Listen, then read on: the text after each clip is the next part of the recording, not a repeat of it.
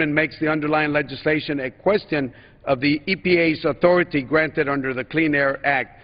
Madam Speaker, I thank you for the consideration of this amendment. I urge all my colleagues to vote yes on this amendment, and I thank you, and I reserve the balance of my time. Gentleman reserves the balance of this time. Does the gentleman from Texas seek recognition for the time in opposition? I do. Gentleman's recognized for 5 minutes. Thank you. I rise in opposition to my good friend from Texas, Mr. Cuellar's amendment. It may be well-intentioned, but it's very poorly drafted. He may not have intended it, but if we were to accept it by allowing the EPA to regulate anything under Title II, he would give the EPA authority not only to regulate tailpipe emissions of cars and trucks, but also authority to regulate trains, planes, and any other mobile source. I don't know that that was his intent, but that's certainly the effect of the amendment. We oppose the amendment for that reason, for the drafting reason. We also oppose the amendment because it's the majority's opinion that we need, after 2017, to have one regulator for mobile sources, and that regulator is NHTSA, the National Transportation Safety Administration. This amendment would have 3 regulators: NHTSA, EPA, and the State of California. We have been very careful in the drafting of the underlying bill to make sure that the existing standards for tailpipe emissions stay in place. This bill doesn't change that. It would prevent EPA from issuing regulations for CO2 emissions for tailpipes, but the underlying bill does not prohibit regulating the various emissions under NHTSA and the State of California for tailpipe emissions that actually affect fuel economy. The only thing, even without this bill, that the EPA would have the ability to regulate are the emissions out of the coolant of the air conditioning systems.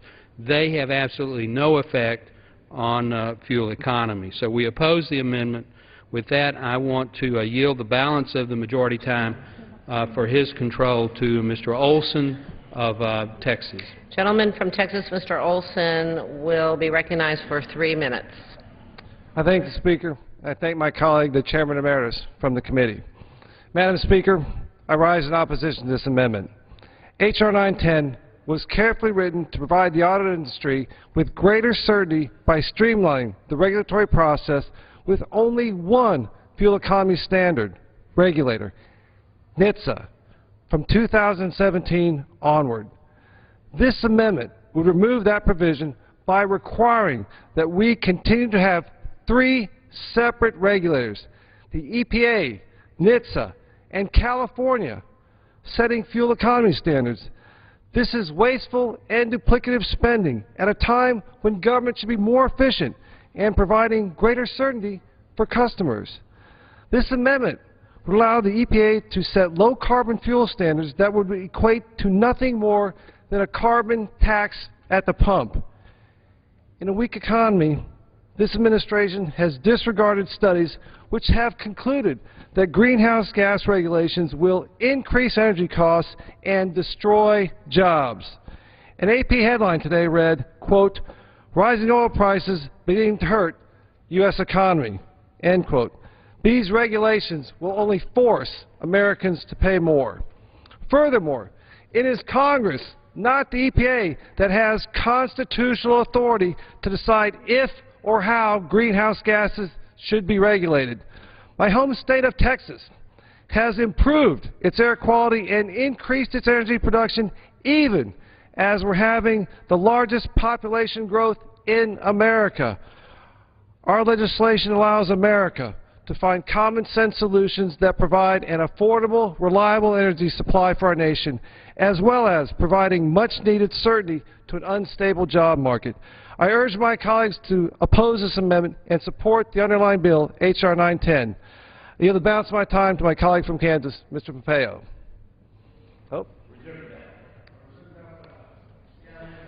This time, gentleman from Texas. I want to thank my colleague from Houston and my gentleman from Dallas also. just because we drafted this doesn't mean that it was poor drafting.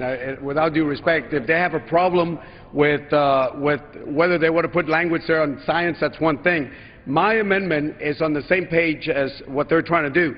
My amendment just strikes the findings, and what we want to do is that HR is only about Article 1 of the Constitution, giving the U.S. Congress the right to say whether EPA or cannot, whether they can or they cannot regulate greenhouse gas. This should not be a question of science. I think this should be a question of authority. We're on the same page, but I see that the majority wants to keep the findings, and I can understand that. And I just ask, Madam Chairman, the support of this particular bill, and I close at this time. Does the gentleman reserve the balance of his time? I reserve the balance of my time. The gentleman reserves the balance of his time. Gentleman from Michigan. I think we have the right to close, so...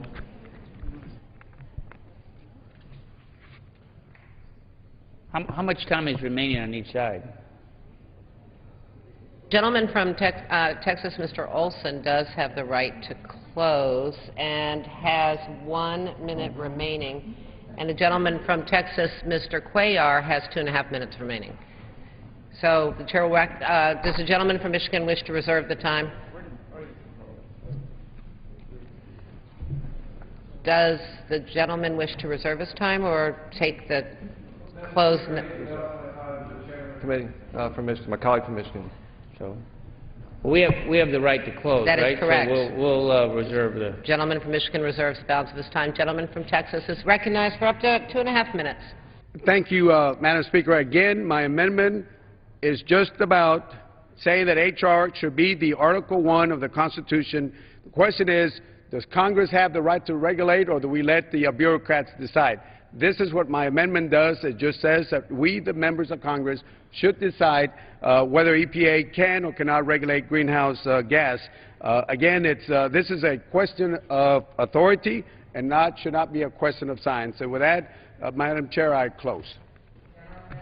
Yields back the balance of his time. The gentleman from Michigan.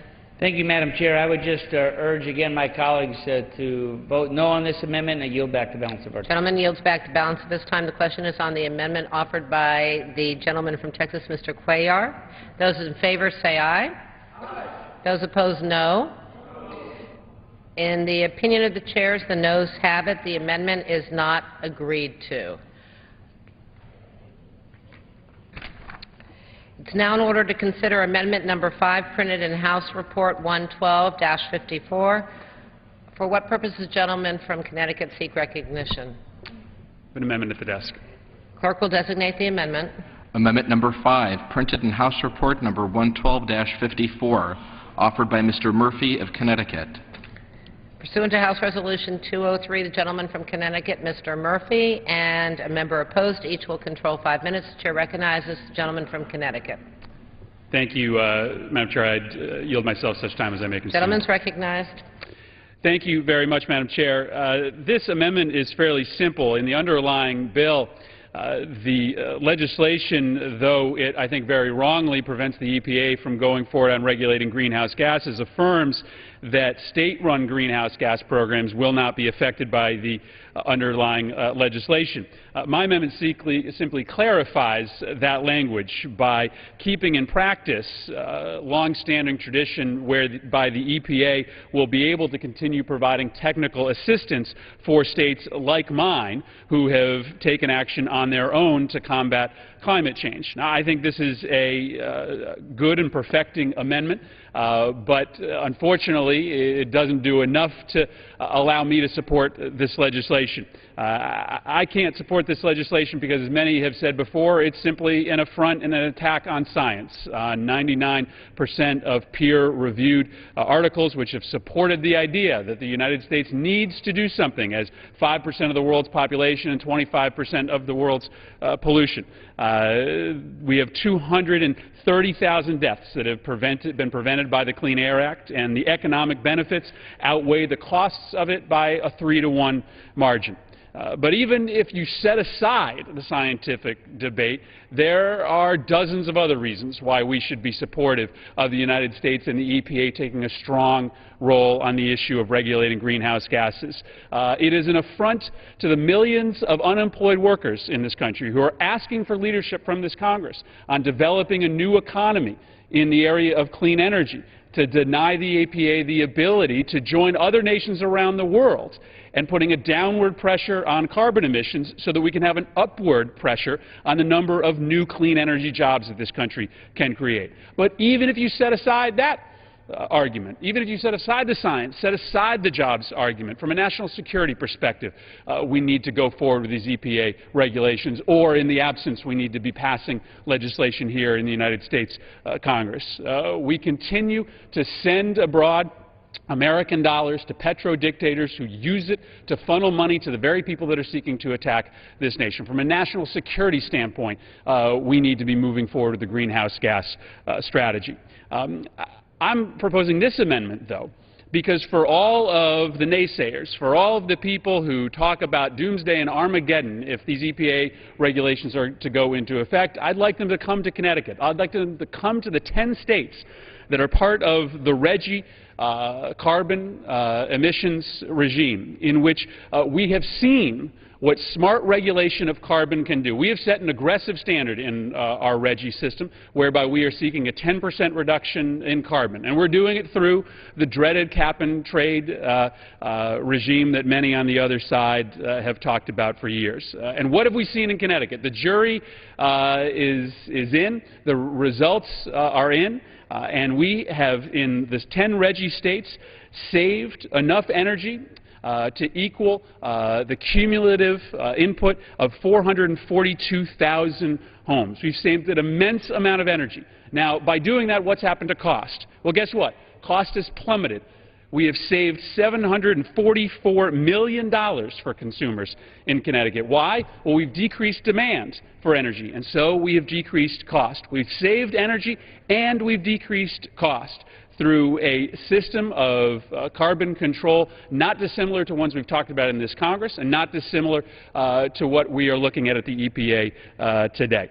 So I propose this amendment as a way of simply allowing states to move forward with what I think have been very beneficial carbon reduction regimes in the absence of federal control. And I think it's a sad day that we're here talking about this today. It used to be that Republicans and Democrats could at the very least agree on clean air. We could at the very least agree on the fact that pollution was an issue in which we should address. And the fact that is now a subject of disagreement, I think, is a grave statement on how far the Republican Party has come over the last decade. With that, I reserve the balance of my time. The gentleman reserves the balance of his time. Does the gentleman from Louisiana seek time in opposition? Yes, Madam Speaker. I'm Gentleman is recognized for 5 minutes. Thank you. I yield 2.5 minutes to the gentleman from Kansas, Mr. Pompeo. From Kansas is recognized for 2.5 minutes. Thank you, Madam Chairman. I rise in opposition to the Murphy Amendment. I heard my colleague speak. He talked about it being a sad day, a day when Republicans and Democrats cannot agree about the importance of environmental safety and clean air. I could not disagree more. Those of us on our side care deeply to make sure we've got clean air and clean water and safe drinking water. And we care deeply about that. It is not a sad day. You know, I've been here in Congress for 90 days. Yesterday marked 3 months on station. And the Democrats have been talking about jobs bills. Where are the jobs bills? Well, here's one. Here's the first of many. If we can begin to peel away the burden and the disaster that are the regulations that EPA is beginning to place on our country, then we will once again create an environment where the private sector can create jobs, where we can once again create manufacturing jobs. You know, until January 5th of this year, I was in the manufacturing sector. I was making things in the private sector. And I watched as government got in the way, made it expensive, drove up the cost of energy so that our products were not competitive. We are now beginning with H.R. 910 to peel that back, to take on the task of restoring opportunity for Americans once again to manufacture here in our country, for those folks who are struggling to begin once again to afford energy for themselves, for their families, and for our small businesses. I oppose the Murphy Amendment because it guts what we're trying to do in H.R. 910, which is once again put America back on a course that says we're going to have safe air, we're going to have clean drinking water, but we're going to do it in a way where the private sector can create jobs, we can grow our economy, and we will not have to have the unemployment rate that we have struggled through the last 2.5 years. I yield back the balance of my time. Gentleman's time's expired. Gentleman from Connecticut. Gentleman from Connecticut. Inquire as to how much time I have remaining. Gentleman from Connecticut has 30 seconds remaining, and the gentleman from Louisiana has 3 minutes remaining. I'll yield myself the balance of my time. Gentleman's recognized. I was going to inquire as to the gentleman as to how he thinks this amendment guts the underlying legislation. All this amendment does is simply allow for the EPA to continue working with states on their own systems. So I think the hyperbole has gotten a little out of control from the Republican side. This is simply seeking to assist states in the work that they are continuing to do today. It does absolutely nothing to gut the underlying legislation. It just adds clarifying legislation to allow states to move forward with their own systems of controlling greenhouse gases. With that, I yield back the balance of our time. Gentleman from Louisiana. Thank you, Madam Chair. First, I ask unanimous consent to submit letters of support of our legislation into the record. Gentleman's request will be covered under general leave. Thank you, Madam Chair. And, of course, why we're here today is because the EPA's continue to push this effort to pass a national energy tax. It was tried through cap and trade over the last year and a half.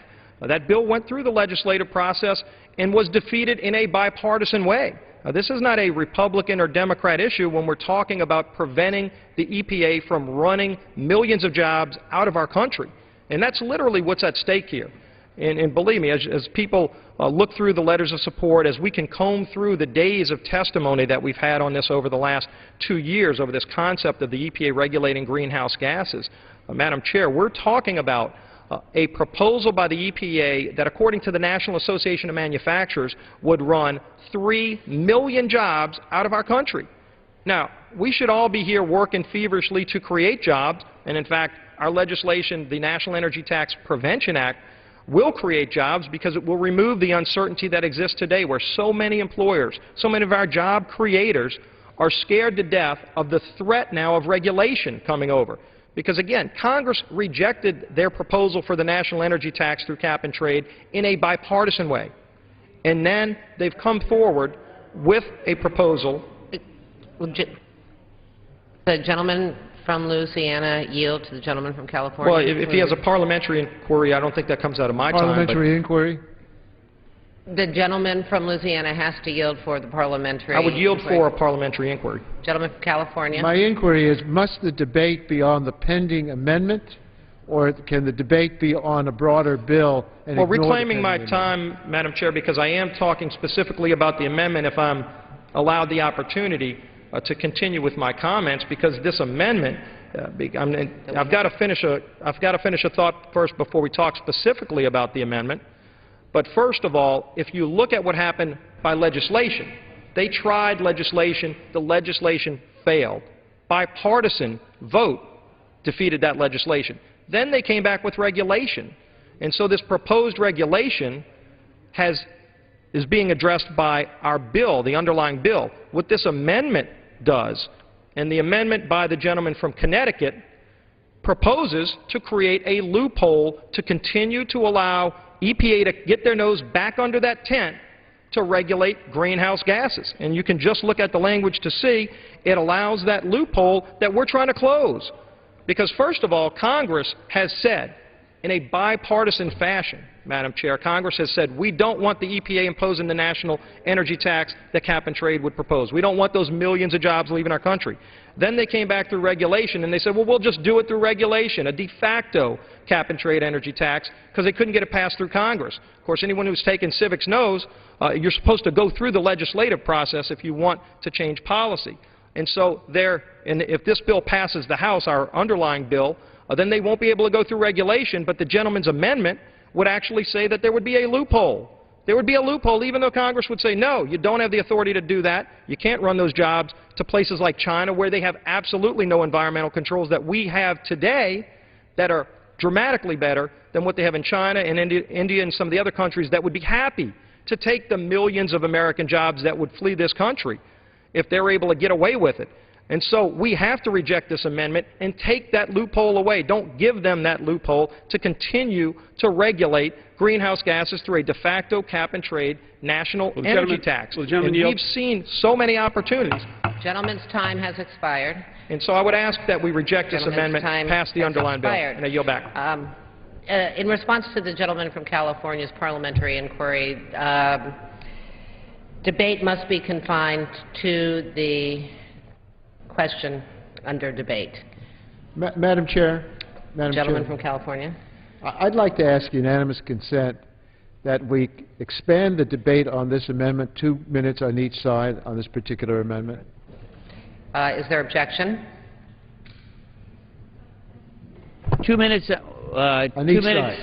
2 minutes we'll each side. accept. One and one? Why don't we do 1 minute each? 2 and 2. No, 2 minutes each. Yeah. Four Let's do minutes. one and one. We can accept 1 and 1. Otherwise, it's a roll. Okay. Let's do 1 and 1. Without I ask unanimous consent that the majority and the minority each have 1 minute more on this amendment. Reserving the right to object. Yes, no, you don't want to do that. Gentleman from California. We can do 1 to 1. If I reserve the right to object, I get to speak. What would be equivalent to that extra minute, and I would plead with my chairman to give an additional minute to each side, because I think that there's an important issue that is being ignored in this particular amendment. And then each side may not need to take up the 2 minutes. We're working against the clock a little bit, so I'd prefer that we just do 1 and 1 and end it there on this amendment. So I can't. Come on. 1 and 1. I ask unanimous consent that each side have 1 minute on this amendment. I ask unanimous consent that each side have 1.5 minutes. Is there objection? Objection. Then we accept your unanimous consent. Ms. Heard to the gentleman from California's request. 1 and 1. 1 and 1. One to the gentleman. Is there objection to the gentleman from Michigan's request for 1 minute for each side? Is there objection? Hearing no objection, each side will be allotted an extra minute. Who seeks recognition? Gentleman from Connecticut. I yield to the gentleman from California our time. Gentleman from California is recognized for 1 minute. I thank the majority for their graciousness in allowing a clarification. This amendment simply says all that you suggested in your bill would become law if it were passed, with the exception that we would continue to allow EPA to give technical information to the states. It does not replace the other restrictions on EPA. It only allows them to give technical information to the states, which they do already without regulating greenhouse gases under the United Nations Framework Convention on Climate Change, which was ratified by the Senate in 1992 after submittal by President Bush. And because of this international agreement, we try to keep track of what's going on, and the states should be able to talk to EPA and get expert advice from the EPA, unless you think the states should not be allowed to do anything on their own, which would be something beyond the scope of this amendment. So I would urge my colleagues who support their bill not to be against this amendment. Gentleman's time has expired. Gentleman from Louisiana. Well, I appreciate the gentleman's offer from California, but I cannot adhere to a United Nations framework. I cannot adhere to the ability for EPA to continue to keep their nose under the tent, to provide, whether it's called technical assistance, whether they try to continue to push things, because EPA does interact with states on other issues, and I surely would not want to see some kind of situation where EPA is going to try to hold something else over a state's head and use this threat because they really do want to regulate greenhouse gases and impose an energy tax. And so I think we've debated it very thoroughly. I understand your position. I respect the gentleman from Connecticut's position. I just don't agree with it. I think we need to preserve American jobs, let the states do what they already do such a good job at, but tell the EPA no means no they've got their own role to play, and it's not regulating greenhouse gases, and I yield back the balance of my time. Gentleman's time has expired. The question is on the amendment offered by the gentleman from Connecticut. Those in favor say aye. Aye. Those opposed, no. No. In the opinion of the chair, the noes have it. Madam The Chair, amendment, gentleman from Connecticut. on that, I request the yeas and nays. Pursuant to clause... Pardon me? Does that gentleman ask for a recorded vote? Ask for a recorded vote. Pursuant to Clause 6 of Rule 18, further proceedings on the amendment offered by the gentleman from Connecticut will be postponed. It's now in order to consider Amendment Number 6, printed in House Report 112-54. For what purpose, the gentleman from California rise? Madam Chair, I have an amendment at the desk. Clerk will designate the amendment. Amendment number 6, printed in House Report number 112-54, offered by Mr. Waxman of California. Pursuant to House Resolution 203, the gentleman from California, Mr. Waxman, and a member opposed, each will control 5 minutes. Chair recognizes the gentleman from California. I rise to offer, Madam Chair, rise to offer an amendment with my colleagues, Representative DeGette and Inslee, that recognizes the scientific reality of climate change. Our amendment states that Congress accepts EPA's scientific finding that climate change is occurring, is caused largely by human activities, and poses significant risks for public health and welfare. This simple recognition is far from enough, but it is crucially important. As long as Congress pretends that climate change isn't occurring, we can justify not addressing it. Last month, the eminent scientific journal Nature wrote an editorial entitled, quote, "Into Ignorance," end quote. And I want to read from this editorial. Republicans on the Energy and Commerce Committee have made clear their disdain for climate science. At a subcommittee hearing, misinformation was presented as fact, truth was twisted, and nobody showed any inclination to listen to scientists. It has been an embarrassing display, not just for the Republican Party, but also for Congress and the U.S. citizens it represents, end quote. The U.S. Congress has entered the intellectual wilderness. This amendment is a step out of that wilderness. It says we accept the scientific finding of EPA that the best scientists in our country and around the world that climate change is a serious threat to our health and welfare. And it recognizes that while we have the power to change the laws of our nation, we cannot rewrite the laws of nature. It may be difficult for us to agree on a solution to climate change, but at least we should be able to agree that it is a real problem and one we need to address. I hope my colleagues will support this amendment and reserve the balance. Gentleman reserves the balance of his time. Does the gentleman from Wisconsin seek the time in opposition? Madam Chairman, I do. Gentleman is recognized for 5 minutes. Madam Chairman, I yield a minute and a half to the gentleman from Illinois, Mr. Nold. The gentleman from Illinois is recognized for 1 minute and a half. Thank you, Madam Chairman. Madam Chair, I believe in science. I also know that the Earth has been warming for some time. In fact, the underlying bill in H.R. 910 concludes by acknowledging there is scientific concern over the warming of the climate system, that addressing the climate change is an international issue. I believe that human activity is also playing a role. The question is, how big a role?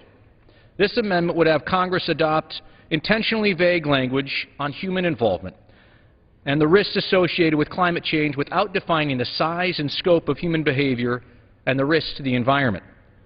Madam Chair, I believe that we must reduce our dependence on foreign oil and expand research and development of clean energy sources and ensure that future generations of Americans have a clean and healthy environment. But I do not believe in the notion that the Waxman Amendment puts forward that states that Congress shall only accept the scientific findings of the EPA. We should encourage open, transparent scientific studies, not limit our scientific findings to one government agency. We must work together in a bipartisan manner to promote clean energy and encourage greater energy efficiencies to guarantee that our children and grandchildren have a cleaner environment than we have today. I urge a no vote to this amendment and yield back. The gentleman yields back. Gentleman from California. Madam Chair, I yield a minute to the gentleman from Washington, Gentleman Mr. from Inslee. Washington is recognized for 1 minute. I appreciate my Republican colleague's statement, but the clear fact of this bill is if it passes, what does it do? It basically says that Sir Isaac Newton, Albert Einstein, and Thomas Edison didn't know what they were talking about, because this bill, in rather clear forms, caters to a narrow sector of a narrow political interest to ignore clear science. And there is no way you can get around this or sweet talk your way around this clear rejection of science. Now, this isn't just us. Who has cleared and said this statement that we seek to put in this bill is correct? Only the National Academy of Sciences, NOAA, the Department of Defense, the Centers for Disease Control, the American Meteorological Society, the American Geophysical Union, the Geological Society of America, the American Association for the Advancement of Science, the American Institute of Physics, and the American Chemical Society.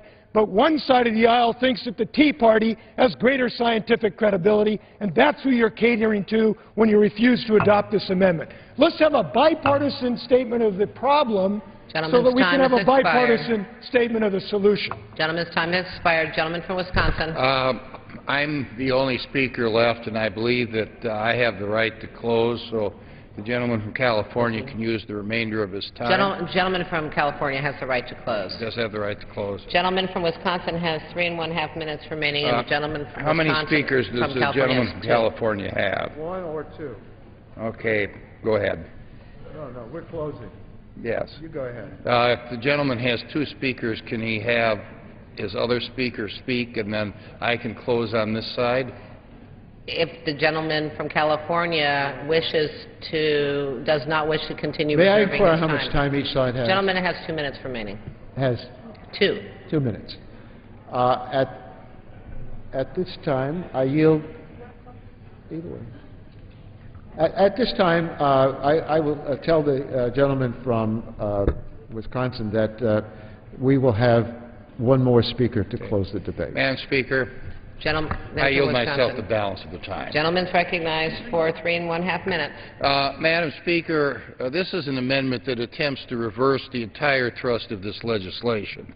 And in effect, it gives a proxy to the EPA to make determinations that will have vast impact on our economy without going through the usual legislative process. This is our job to make a determination on whether the Clean Air Act is the proper vehicle to deal with issues related to greenhouse gases. This is not a debate on the underlying science of climate change, and I think that has to be made clear. But if we do want to talk about the EPA's ability to mitigate climate change, let's focus on their own projections. EPA's analysis of the car rule states that it will only result in a 1/100th of a degree lowering of the Earth's average temperature by the year 2100. Administrator Jackson herself stated before the Energy and Commerce Committee that EPA regulation will not ultimately be able to change the amount of CO2 that is accumulating in the atmosphere if other nations do not agree also to limit emissions. And they aren't, and they won't. So regardless of whether or not Congress issues a scientific finding based upon a 10-minute amendment debate, we're faced with the indisputable fact that EPA greenhouse gas regulations will lead to billions upon billions of dollars leaving our economy with absolutely zero environmental benefit. This amendment flunks the cost-benefit analysis. It ought to be rejected. We're here today about protecting the economy, job creation, and stopping energy prices from skyrocketing. That's what will happen if this amendment is adopted. It should be rejected in the name of jobs and a healthy economy. This gentleman yields back. Gentleman from Wisconsin yields back. The gentleman from California. Madam Chair, to close the debate on our side, I recognize my colleague who is a co-sponsor of this legislation along with myself and Mr. Inslee, Ms. Teget from the state of Colorado. Gentlewoman from Colorado is recognized for 2 minutes. Thank you so much, Madam Chair, and thank you to the ranking member for allowing me to close. This amendment gives members of the House what should be a very simple choice. recognize the overwhelming science or vote to deny the overwhelming science. Last month, we in Congress can certainly change the laws of this country, but last I heard, we cannot change the laws of nature. There is no serious disagreement on the science of climate change. In fact, the findings have been confirmed by all leading scientific academies around the world. The National Academy of Sciences last year issued a series of comprehensive reports that are unambiguous. It says, for example, quote, climate change is occurring, it is caused largely by human activities, and in many cases it is already affecting a broad range of human and natural systems. And even a team of scientists from UC Berkeley who were told to try to disprove global climate change just reported last week to a congressional committee that in fact global climate change is occurring. This is simple. This is clear. H.R. 910 represents an effort to deny and run away from science and from reality. It ignores one of the chief drivers behind our need for a clean and modernized energy policy, massive and growing human consumption of carbon-based fuels.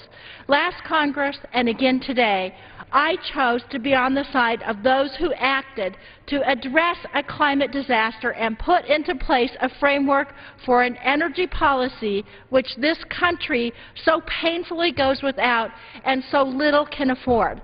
I urge my colleagues to do the same. Vote yes on this amendment, vote no on the underlying bill, and stand with science. I yield back. Gentlewoman yields back. All time for debate has expired. The question is on the amendment offered by the gentleman from California. Those in favor say aye. Aye. Those opposed, no. No. In the opinion of the chair, the noes have it. Madam Chair. The gentleman from California. Those opposed, no. No. In the opinion of the chair, the noes have it. Madam Chair. The gentleman from California. I ask for a roll call vote. Does the gentleman request the yeas and nays? I request the yeas and nays. Pursuant to Clause 6 of Rule 18, further proceedings on the amendment offered by the gentleman from California will be postponed. It's now in order to consider Amendment Number 7, printed in House Report 11254. For what purpose does the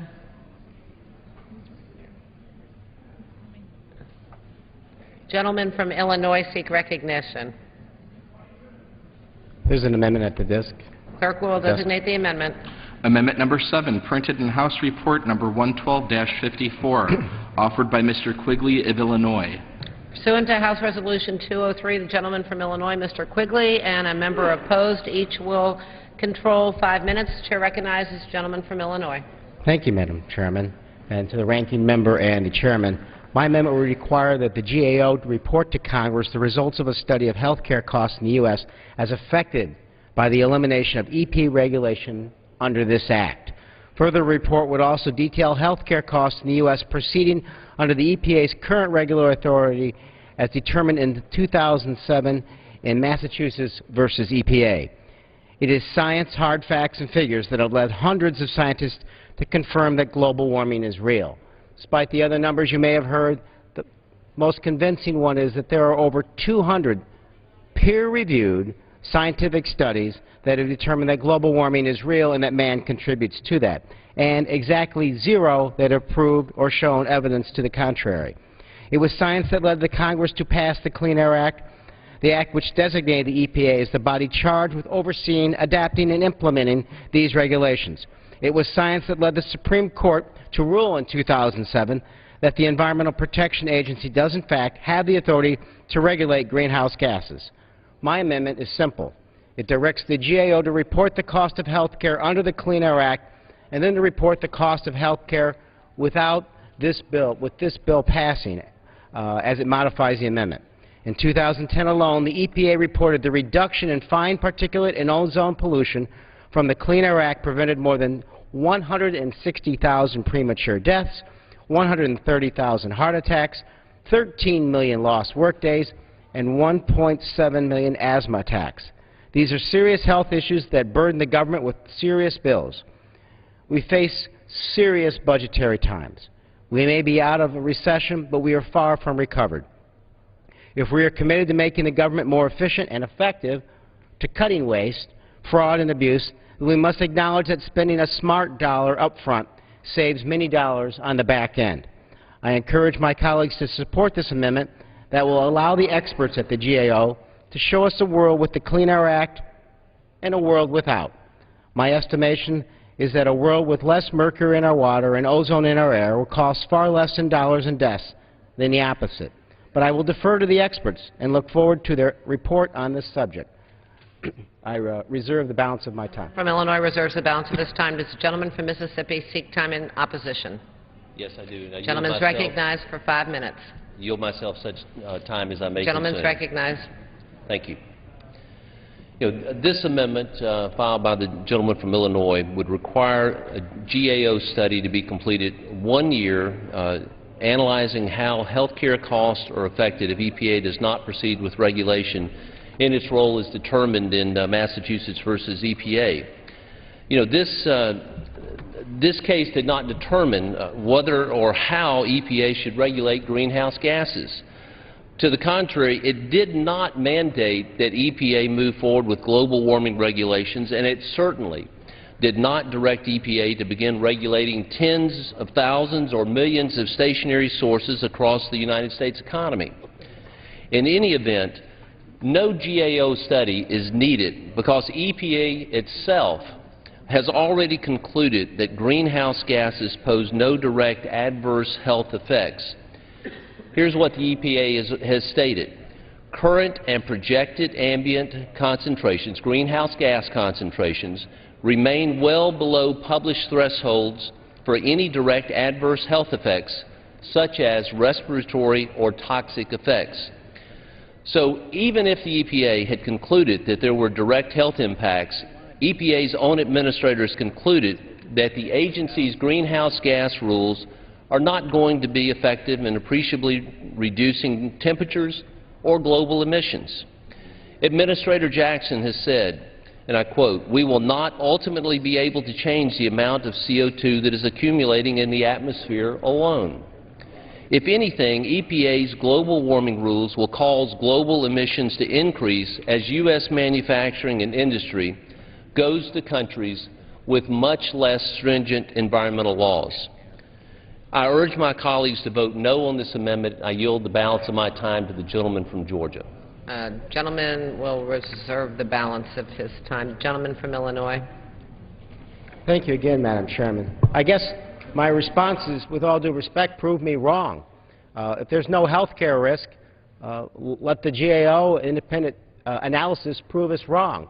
But there's a lot at stake here, and I would defy anyone to say that greenhouse gases are not, in and of themselves, putting aside the issue of global warming, dangerous, because many of them are precursors to ozone.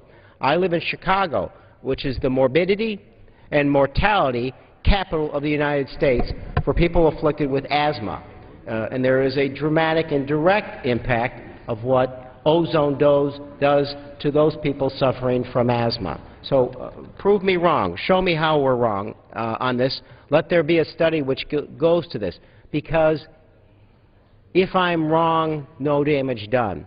But if there's some danger here and we have decided that it's not worth our study, then we have done a great disservice to the American public and put their lives at risk. Thank you, and I yield back. Gentleman yields back. Gentleman from Georgia. Madam Chairman, I want to thank the Chairman of the Energy and Commerce Committee, Mr. Upton, and the gentleman from Mississippi, Mr. Harper, for yielding time for me to speak on this amendment. I rise in strong opposition to the Quigley Amendment because it represents an unnecessary use of case law in Massachusetts versus EPA. Some of what I say is repetitive. Mr. Harper has just said it, but it bears repeating, Madam Chair. This amendment requires the GAO to conduct a study analyzing how health care costs will be affected if the EPA does not proceed with regulation in its role as determined in Massachusetts versus the EPA. Madam Chair, I'd like to remind the author of the amendment, Mr. Quigley, that Massachusetts versus the EPA did not determine whether or how the EPA should regulate greenhouse gases. Furthermore, a GAO study on this matter is not necessary because the EPA has already concluded that greenhouse gases have no adverse health effect. Specifically, the EPA has stated, and I quote, "Current and projected ambient greenhouse gas concentrations remain well below published thresholds for any direct adverse health effects such as respiratory or toxic effects." Opponents of this legislation have tried, unsuccessfully, to assert that the underlying bill will block EPA from safeguarding public health from the effects of air pollution and will result in increased asthma attacks or other respiratory illnesses. Nothing could be further from the truth. Madam Chair, H.R. 910 does not affect the EPA's ability and responsibility to protect the public from hazardous air pollution. Regardless of whether or not EPA imposes these cap-and-trade regulations, the agency will continue to have the authority to regulate all of the high-priority pollutants that raise public health concerns. As an original co-sponsor of H.R. 910, I strongly support the underlying bill to prohibit the Environmental Protection Agency from using the Clean Air Act to regulate greenhouse gases. By avoiding these harmful regulations, H.R. 910 will save countless numbers of jobs and prevent the implementation of an energy tax that would cost our economy literally tens of billions of dollars when we can least afford it. Madam Chairman, I urge my colleagues to reject this amendment and support the underlying bill. And if I have remaining time, I would like to yield it to my friend from California. Yeah, Madam Chair, I want to point out the comment was made about the precursor to ozone. 30 years of air pollution regulations. Ask the South Coast Air Base in Los Angeles. Never regulated CO2 as a precursor to ozone because it was so minuscule that there are so many other issues that are absolutely essential to address that you didn't even look at that. And if you didn't think those of us in California that we're working on air pollution, air quality, our county in San Diego went from severe down to serious because we were successful. And it wasn't chasing ozone. It was, not chasing CO2. It was chasing true toxic emissions. So when you talk about implementing these plans, understand you're talking about sacrificing efforts at true time has expired. risk. Now yield back. Gentleman's time has expired. All time for debate has expired. The question is on the amendment offered by the gentleman from Illinois, Mr. Quigley. Those in favor say aye. Those opposed, no. In the opinion of the chair, the noes have it. The amendment is not agreed to. It is now in order to consider amendment number 8, printed in House Report 11254. For what purpose does the gentleman from Colorado seek recognition? I have an amendment at the desk. Clerk will designate the amendment. Amendment number 8, printed in House Report number 112-54, offered by Mr. Polis of Colorado. Pursuant to House Resolution 203, the gentleman from Colorado, Mr. Polis, and a member opposed, each will control 5 minutes. The chair recognizes the gentleman from Colorado. Thank you, Madam Chair. This amendment is simple, and I appreciate the rule making it in order. It allows the Environmental Protection Agency to continue protecting the American people from the greatest public health and environmental challenge in global history, global climate change. The overwhelming scientific evidence suggests that greenhouse gases and carbon pollution, if left unchecked, pose a significant threat to public health. This is not a scientific conclusion that anybody in the investigative community desires or wants. It is an unfortunate reality. I simply want the administrator to have the ability to temporarily unlock the handcuffs on the bill if there's a significant threat to the public health.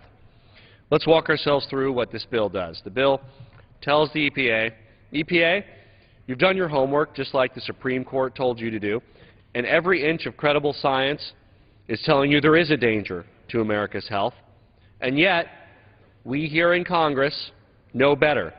We will pretend like there is not a danger to the American health. We won't allow you, the EPA, that we set up and charged with this, to pay attention to the warnings or protect Americans from the dangers. To me, that's a very dangerous directive, telling the EPA they can't act even though they know we're in danger.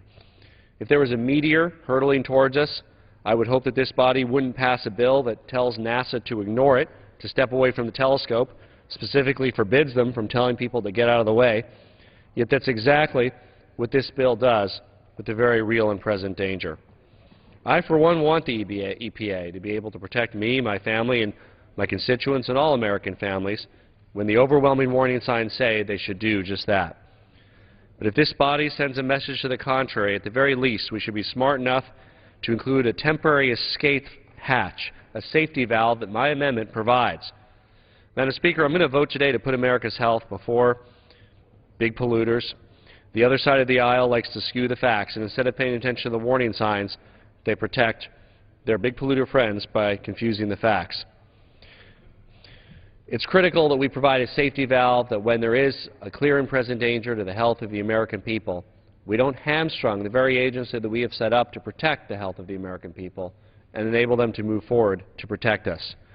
This endangerment finding, the title of the EPA's research on dangers to our health, was based on sound science and found that as climate change increases, so does ground ozone level, air and waterborne pathogens, and mold and pollen allergens that affect and make health problems worse like asthma, respiratory irritation, and heart disease.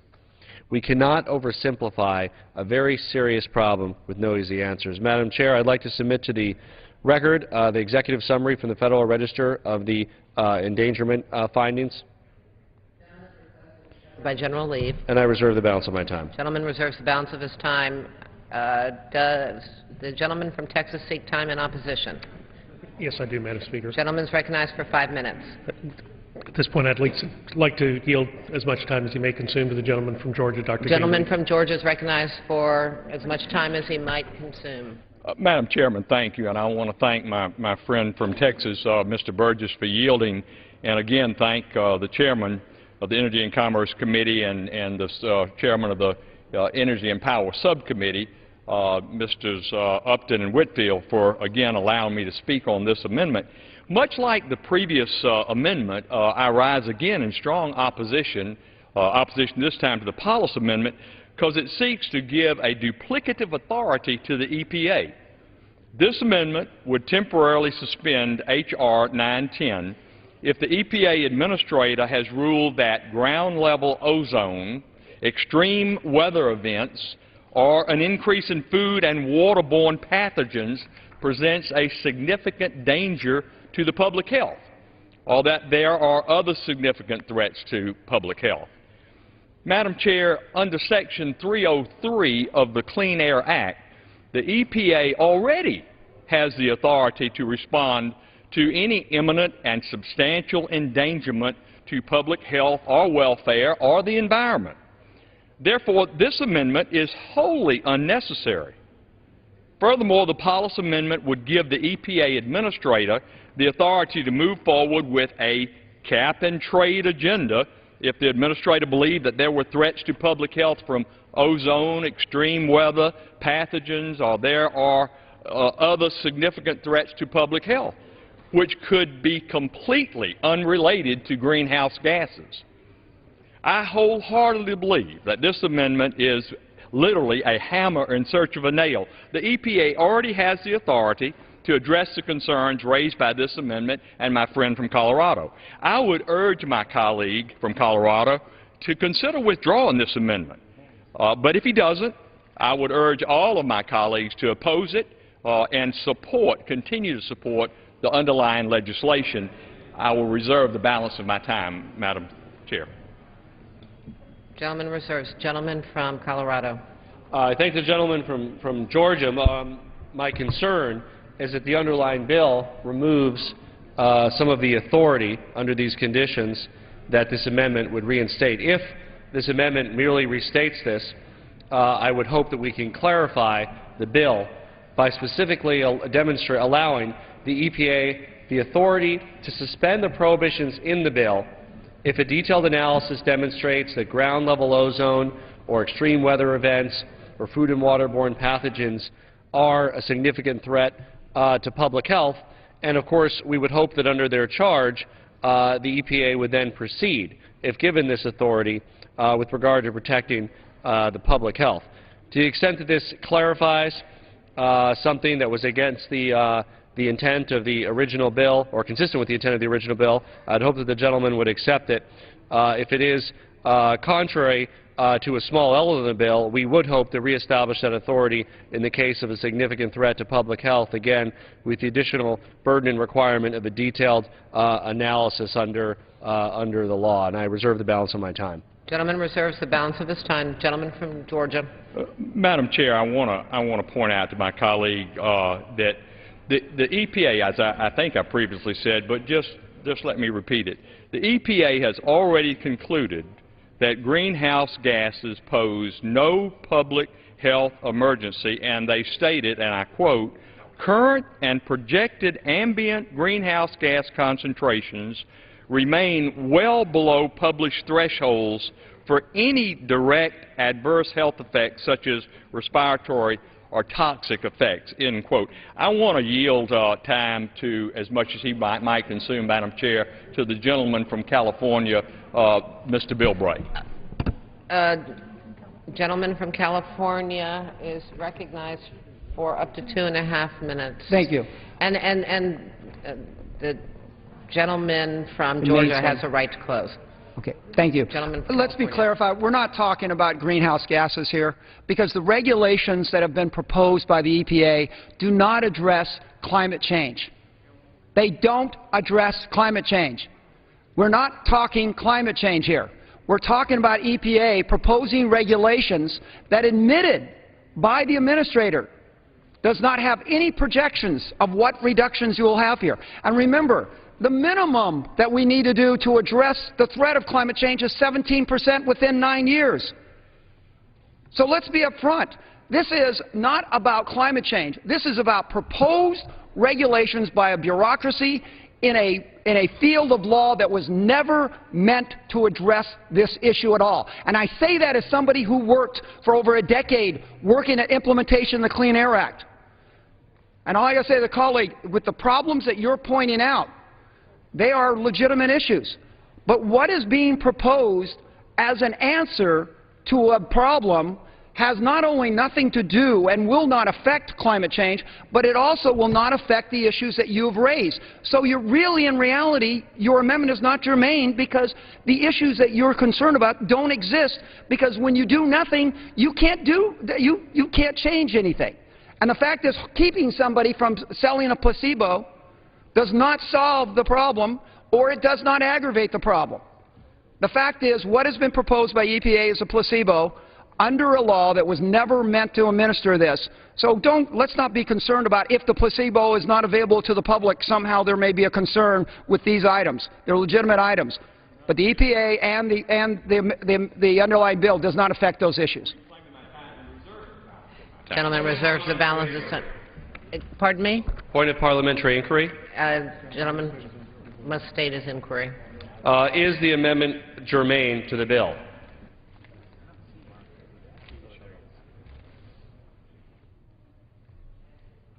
Hypothetical question, and the chair will not render an advisory opinion.